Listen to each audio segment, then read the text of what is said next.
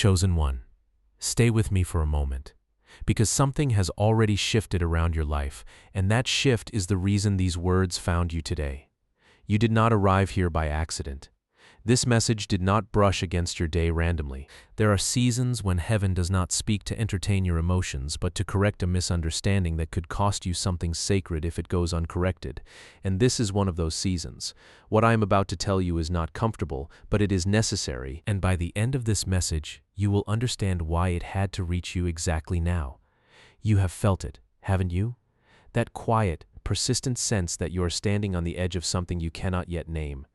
Maybe it shows up as a restlessness that has no clear cause, a feeling that the life you are currently living is not the final chapter, even on days when nothing around you seems to be moving. Maybe it shows up in the way certain scriptures have started following you, the same themes of inheritance, sonship, and promise surfacing in sermons, conversations, and random moments you did not orchestrate. Maybe it shows up as a dream you cannot quite explain, one that left you waking with a strange mixture of hope and unease you have not been able to shake since. None of that has been your imagination working overtime. It has been your spirit being prepared to recognize something your mind has not yet had the language for. For a long time, you have believed something was coming to you. Perhaps you have called it a breakthrough. Perhaps you have called it a blessing, an open door, a long-awaited answer to years of prayer.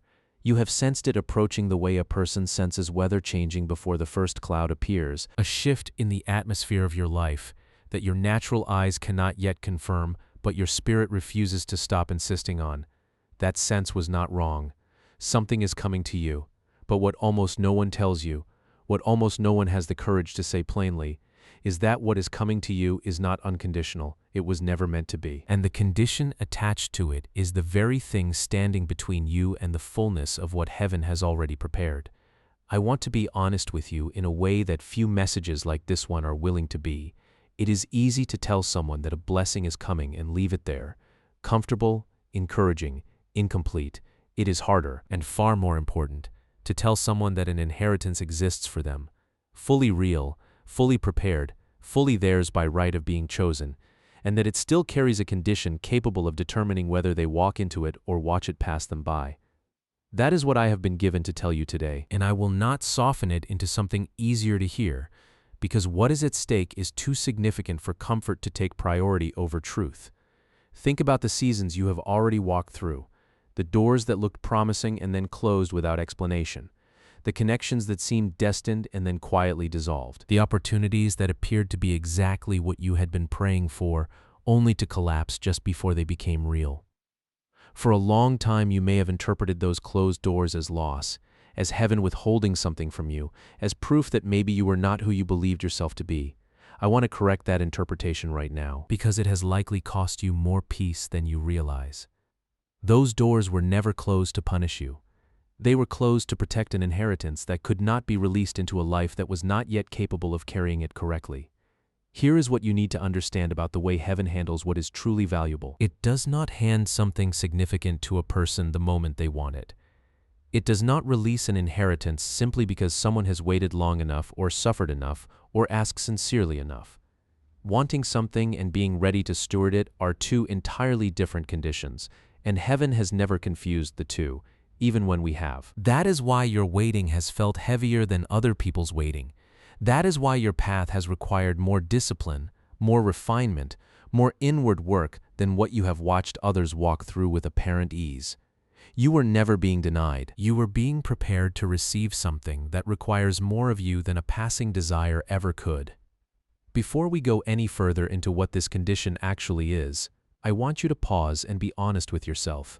If your spirit recognizes even a fragment of what I am describing, if something in you has already sensed that there is more to your waiting than delay, comment 777 below as your declaration that you are ready to receive this fully, not partially.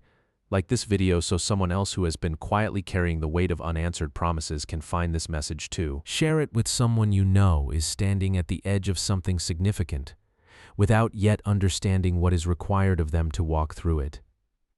And subscribe, because what I am about to reveal to you is only the foundation of a deeper teaching that heaven is releasing in this season, and you will want to be here for what comes after this. Let us talk about what an inheritance actually is, because the word has been softened by casual use until its true weight has been lost. An inheritance is not something you earn through performance, the way a wage is earned through labor. It is something that belongs to you by right of relationship, by right of being named an heir, prepared long before you had the capacity to ask for it, secured by a decision made on your behalf rather than a transaction you negotiated yourself. This is why the inheritance being prepared for you is not something you can manufacture through striving. No amount of hustling, forcing, or manipulating circumstances will produce it, because it was never meant to be produced. It was meant to be received. And receiving requires something entirely different from producing. It requires readiness.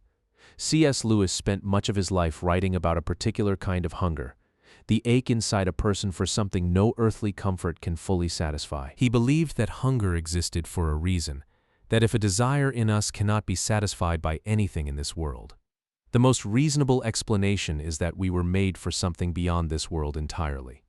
I want you to sit with that thought in relation to what has been stirring inside you. The restlessness you have felt, the sense that your current circumstances are not the final word on your story, the quiet but persistent conviction that something more is meant for you. None of that is delusion. It is the echo of an inheritance you were made to receive, calling to you from further ahead than your present season can fully explain. Scripture speaks about this inheritance with a specific kind of language worth paying attention to. In the book of Hebrews, it says that those who through faith and patience inherit the promises are the ones who imitate a pattern of endurance rather than a pattern of impatience. And that phrase, faith and patience, is not decorative. It is the condition, not faith alone, which can grow loud and demanding when it does not see quick results, not patience alone, which without faith can quietly curdle into passive resignation. Both together, faith that continues believing and patience that continues waiting without forcing, are what the inheritance requires of the one who intends to receive it whole rather than fractured by their own impatience. Now, let me tell you plainly what the condition actually is, because I did not bring you this far to leave you guessing. The condition is not perfection. It is not flawlessness. It is not some impossible moral standard you must reach before heaven will consider you worthy. The condition is stewardship, and stewardship begins long before the inheritance itself ever arrives. It begins with how you handle what has already been placed in your hands right now, today, in this ordinary, unremarkable season that does not yet look like the fulfillment of anything. Heaven does not entrust a large inheritance to someone who has been careless with a small one. It watches how you treat the relationships currently in your life before it releases the ones still waiting. It watches how you steward the resources you already have before it multiplies what you're asking for. It watches how you respond to delay before it hands you something that requires patience to sustain. This is the part that quietly disqualifies so many people, not because their hearts were evil, but because their attention was misplaced. They spent their waiting season fixated entirely on what had not yet arrived, neglecting what had already been given to them to steward faithfully in the meantime. They let their current relationships grow thin while dreaming about future ones. They let their current responsibilities go unattended while imagining the responsibilities they hoped would replace them. They let bitterness quietly take root while waiting for joy to be delivered from somewhere else. And when the moment finally came for the inheritance to be released, the condition had not been met, not because they were unworthy, but because their hands had not been trained to hold it without dropping what mattered most. Consider what faithfulness in the small looks like practically, because it is rarely as dramatic as people expect. It looks like showing up fully present for the people already in your life, instead of half present while you scroll through what your future might look like. It looks like managing the resources currently in your hands with integrity, even the small ones, even the ones that feel beneath the scale of what you're believing for. It looks like continuing to grow in character on days when no one is watching and nothing visible is rewarding that growth. Heaven is not impressed by grand declarations of readiness. It is watching the ordinary Tuesday afternoons, the unnoticed choices, the private decisions no one will ever applaud, because those are the truest evidence of whether a person is ready to steward something greater. This is also why some of you have noticed a strange new sensitivity growing inside you, an inability to tolerate things you used to overlook without much thought. Careless words bother you more than they used to. Environments that once felt comfortable now feel subtly wrong. Habits you once excused now feel inconsistent with who you are becoming. That sensitivity is not you becoming difficult. It is stewardship being formed in real time, heaven fine-tuning your conscience so that when the inheritance finally arrives, you will already know instinctively how to protect it. With this understood, we can move into the deeper layer of this condition, the one that most people never hear articulated clearly, and the one most capable of determining whether you walk into what heaven has prepared or watch it hover just out of reach. The second part of the condition is surrender of timing. This is the one that tests people the most, because it is not about behavior in the way stewardship is. It is about posture. It is about whether you are willing to let heaven determine when the inheritance is released, or whether you insist on forcing it into your own calendar because the waiting has become unbearable. I understand why this is hard. I am not minimizing how long some of you have carried this, but hear this clearly. An inheritance released before its appointed time is not a blessing accelerated. It is a blessing distorted, arriving into a life that has not yet developed the capacity to hold it without being crushed or corrupted by its weight. This is why some doors that looked ready to open were never opened, not because the inheritance was fake, but because the timing you wanted was not the timing heaven had appointed, and heaven loves you too much to hand you something you were not yet able to carry safely. Think of it the way you would think of a child inheriting significant wealth. Handing that wealth to a 10-year-old does not honor the inheritance. It endangers it, because a 10-year-old has not yet developed the judgment to steward it wisely. And the very gift meant to bless them would likely become the thing that destroys them.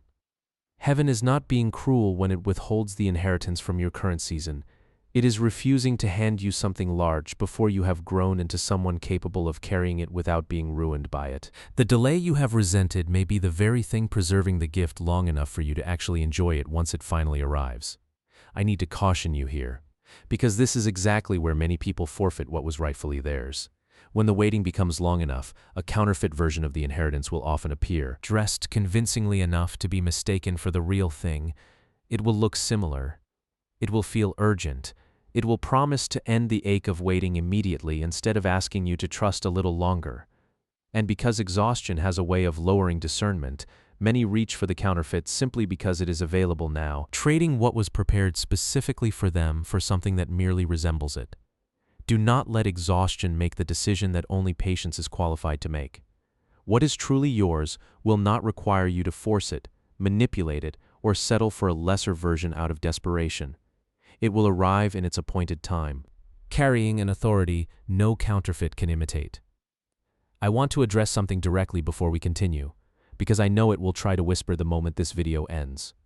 A voice will suggest that all of this was too vague, too easily applied to anyone listening, too convenient a message to be specifically about your situation. Recognize that voice for what it is. It is not wisdom examining a claim fairly. It is fear trying to talk you out of the responsibility that comes with truly believing this, because if you believe it, you can no longer live carelessly with what has already been entrusted to you. And fear would rather keep you comfortable in doubt than accountable in faith. Doubt rarely arrives with evidence. It arrives with noise, loud enough to drown out the quiet recognition you felt the moment these words first reached you. Trust what's settled in your spirit in the stillness over whatever tries to argue against it later tonight. If any part of this is confirming something your spirit has already been sensing, I want you to write it in the comments as a declaration rather than simply a thought. Write this: I receive the inheritance, and I receive the condition attached to it. Let that be your own words, spoken as a statement of readiness rather than a request made from desperation, because there is a difference between begging heaven for something and standing prepared to receive what has already been decided on your behalf. There is a third layer to this condition, and it may be the most personal of the three, because it requires something internal rather than external. The third condition is identity. Heaven does not release an inheritance to someone who is still trying to use it to answer a question that only heaven itself was ever meant to answer. If you're still hoping this inheritance will finally make you feel valuable, finally prove your worth to people who doubted you.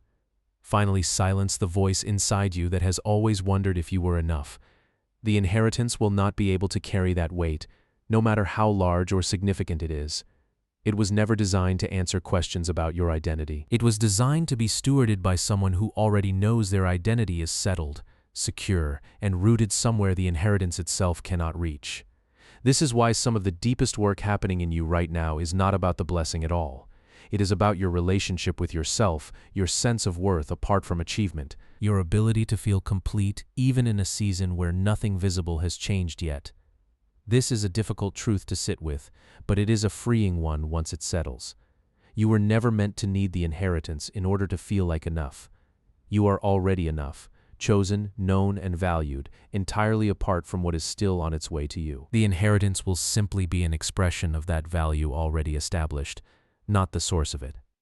Once that order is correctly settled inside you, the waiting stops feeling like a verdict on your worth and starts feeling like exactly what it always was: preparation for a gift that was never in question, only its timing was, and timing, unlike worth, was always going to be God's to decide. Understand what this means practically. The waiting you are in is not wasted time spent standing outside a door that refuses to open.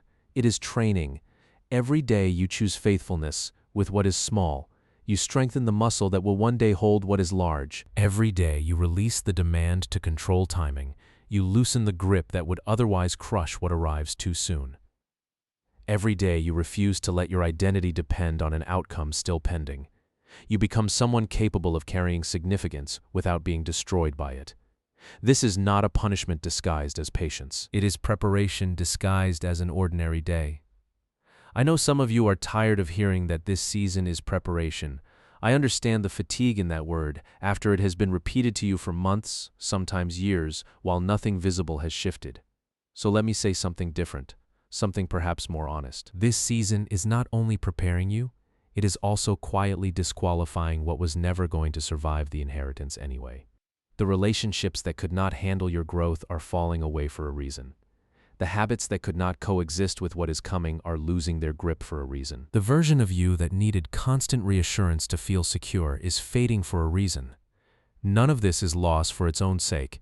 It is heaven clearing space, the same way a person clears a room before something large is delivered into it, because a full room cannot receive a large gift no matter how much that gift was always intended for them. Pay close attention to the season directly ahead of you, because a shift like this rarely arrives without warning signs of its own. You may notice sudden clarity about a decision that has confused you for months. You may notice an old door, one you had already grieved and released, reopening in a form you no longer need because something greater has quietly replaced it. You may find yourself unusually calm in circumstances that would have previously sent you into anxiety, and that calm is not indifference. It is evidence that the identity work has taken root deeply enough to hold steady no matter what arrives next. Watch also for a growing lack of interest in things that used to distract you, not because you are suppressing desire, but because your appetite is quietly being redirected toward what actually matters. None of this is coincidence. It is the architecture of arrival, each piece settling into place before the inheritance itself becomes visible. There will come a day, and I want you to be able to recognize it when it arrives, when everything that has felt delayed will suddenly feel timed. You will look back at the closed doors and understand exactly why they had to close when they did. You will look back at the waiting and recognize it not as absence but as construction. Each quiet month laying another beam beneath a structure you could not yet see being built. And when the inheritance finally arrives, it will not feel like a rescue snatched from nowhere. It will feel inevitable, the way a sunrise feels inevitable to someone who has been awake through the entire night, watching the dark slowly give way to the first thin edge of light they knew, somewhere deep inside, was always going to come. When that day comes, you will not need anyone to convince you that it is real, because you will recognize its weight instantly. The way a person recognizes their own name spoken correctly after hearing it mispronounced for years. It will not arrive with confusion about whether to accept it. It will not require you to abandon your integrity or compromise your peace to keep it. It will simply fit, the way something finally settles into the exact space that was shaped for it long before either of you understood what shape you were being formed into. With the full weight of this condition now placed before you, we move into the final part of this message, the part that is less about understanding and more about receiving it fully into your spirit so that it becomes something you carry forward rather than something you simply heard once and forgot by tomorrow. Let this be a moment of quiet surrender. Heavenly Father, thank you for trusting me with this word today, for not allowing me to remain comfortable in a partial understanding of what you have prepared for me.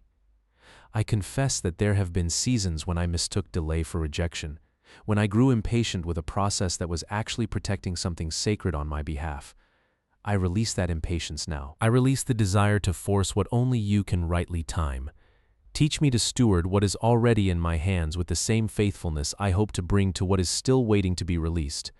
Strengthen the relationships I have been neglecting while I dreamed of relationships still to come. Sharpen my attention to the responsibilities in front of me right now, so that when the larger inheritance arrives, I am found faithful rather than distracted. Root my identity so deeply in you that no blessing, however significant, becomes the thing I depend on to feel whole. Let my worth remain settled, whether the inheritance arrives tomorrow or several seasons from now, because my value was never meant to rest on its timing. Guard me from every counterfeit that will try to present itself as this inheritance simply because I have grown tired of waiting. Give me the discernment to recognize what is real by the peace it carries, rather than by the urgency it demands. Heal whatever wound in me still equates being loved with being given things quickly, so that I no longer mistake delay for absence or patience for punishment. Teach my heart to celebrate the small, unseen victories of this season with the same joy I would give the large visible ones, because both are equally evidence of your hand at work in me. And when the appointed time finally comes, let me receive what you have prepared not with the grasping hands of someone who does not trust it will last, but with the open, steady hands of someone who has already learned how to carry something sacred without breaking under its weight. I declare that the inheritance prepared for me is real, and I receive the condition attached to it without resentment. I declare that my waiting has not been wasted, and every quiet season has been building the capacity I will need to steward what is coming. I declare that I will remain faithful with what is already in my hands instead of neglecting it, while I wait for what is still ahead. I declare that my identity is rooted in being chosen, not in what I receive, and that nothing delayed can shake what heaven has already settled about my worth. I declare that I will not force timing that belongs to God alone, and I will not trade what is truly mine for a counterfeit simply because the waiting has grown long. I declare that faithfulness in small things is not beneath me, but is the very training ground for what is coming. I declare that I will treat this ordinary season with the same honor I would give the answered one, because both are equally sacred in the eyes of the one who prepared them. I receive this word fully, and I choose to walk forward in faithfulness instead of frustration, in patience instead of pressure, in readiness instead of striving. If this message reached something true in your spirit, type 777 in the comments as your declaration that you receive it. Like this video so someone else carrying the weight of unmet promises can find the clarity you just received. Share it with someone who has been quietly wondering why their breakthrough has taken so long to arrive. And subscribe, because there is more still being revealed about this season, and you will want to be here when the next layer of this word is uncovered. The inheritance was never in question. Only your readiness was ever being formed, and it is being formed even now, in this very moment. Whether you can feel it happening or not,